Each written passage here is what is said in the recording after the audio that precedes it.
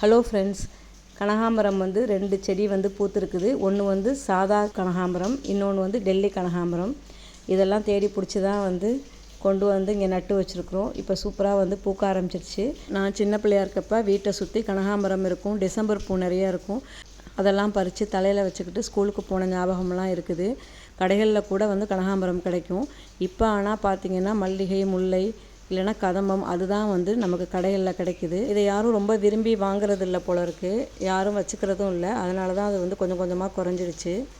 மாடி தோட்டத்தில் முல்லையில் வந்து 2 வகை இருக்குது. அதே மாதிரி மல்லிகையிலையும் நிறைய வெரைட்டி வச்சுருக்கோம். அதெல்லாம் கூட இப்போ பூத்துட்ருக்குது. மாடி தோட்டத்தில் இருக்க பூக்கள்லாம் அப்பப்போ பறித்து சாமிக்கு போட்டுருவோம். இந்த பூ பேர் வந்து ஃபுட்பால் லில்லி. இது வந்து வருஷத்தில் ஒரு தடவை தான் பூக்கும். மே, ஜூன் மாதத்தில் பூக்கும். பூத்தா 4-5 நாளைக்கு அப்படியே இருக்கும். ஃபுட்பால் மாதிரி இருக்கும். அவ்வளோ ஒரு அழகாக இருக்கும் அது.